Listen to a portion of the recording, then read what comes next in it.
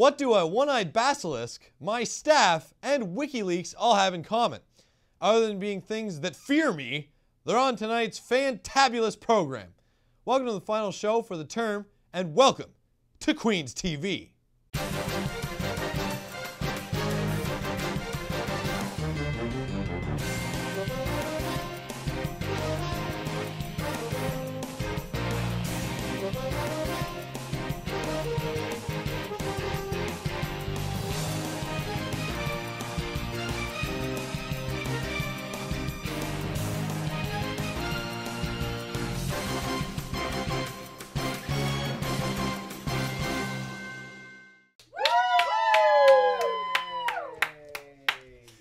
Good evening, ladies and gentlemen. Good evening and welcome to the show. Folks, it's December, and you know what it means.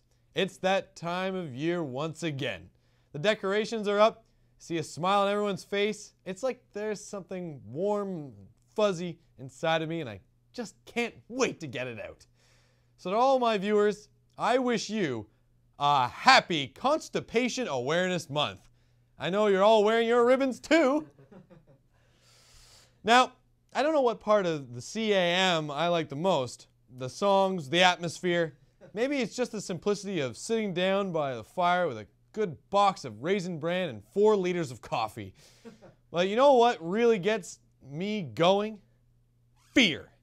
Nothing works its way through my system, in more ways than one, than a good scare. So I can't be happier about the timing of this new Wikileaks scandal, which promises to destroy society as we know it.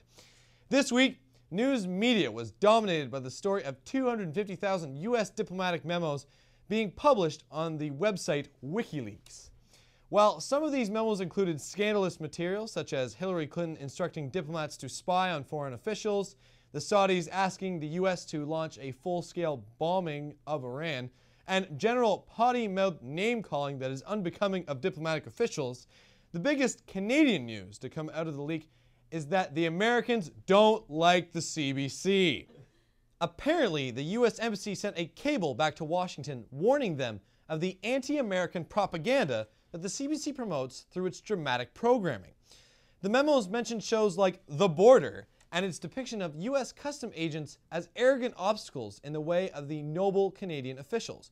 While we appreciated the CBC being finally recognized as the state-sponsored anti-American propaganda machine that it is, we here at QTV were appalled that our own anti-American rhetoric went unnoticed.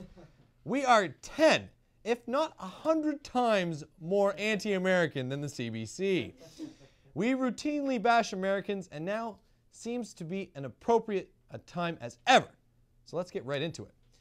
We're happy that you finally noticed that you have a neighbor to the north, and we're happy that you recognize that we have our own culture, and most of all, we're happy that you're so insecure that you spend your time overanalyzing every depiction of yourselves in foreign media, despite the fact that your most significant depiction of us amounted to a bumbling, dim-witted Mountie in a cartoon about a communist fighting moose and squirrel.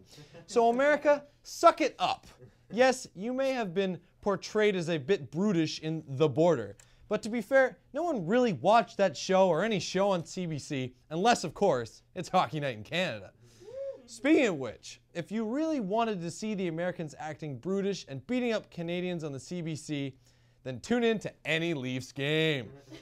And until I see a Canadian in any episode of any primetime show that isn't a hockey-loving, beaver-hugging, maple syrup-guzzling yokel of a stereotype, then why don't you stick to analyzing your TV and culture instead of ours?